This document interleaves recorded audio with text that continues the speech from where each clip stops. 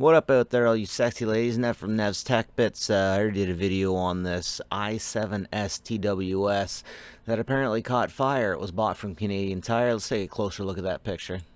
As we can see here, it looks like the cable is what messed up, not so much the case, not so much the i7s unit itself. You can see that the unit doesn't have any char marks at the port at the back. And of course I happen to have one of these, so let's do a teardown and see what's on the inside of one of these. Alright, so straight out of the box, this is what we get. We get the unit, we get the USB charge cable, and we don't get anything else. There is no charge cube that comes with this.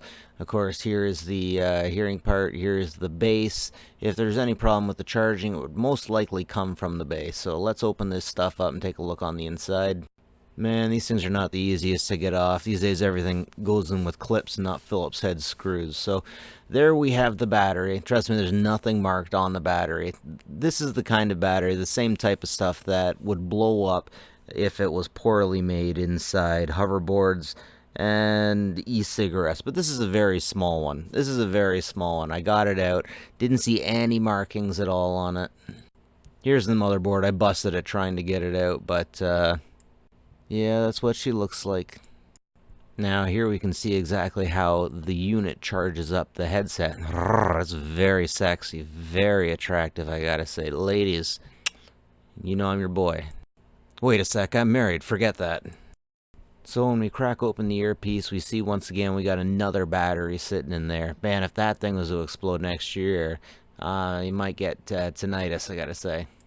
But honestly, I don't see why this would cause the charge cable to burn. You'd think that if this battery was the problem, it would be evident within the unit itself. But unfortunately, they only sent us one picture.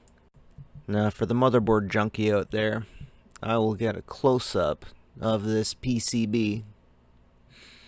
Just for the teardown, but I definitely don't think this had anything to do with why this unit caught fire. Actually, I'm starting to wonder if the thing even caught fire or if it just started smoking. But where there's smoke, there's fire, I guess, right?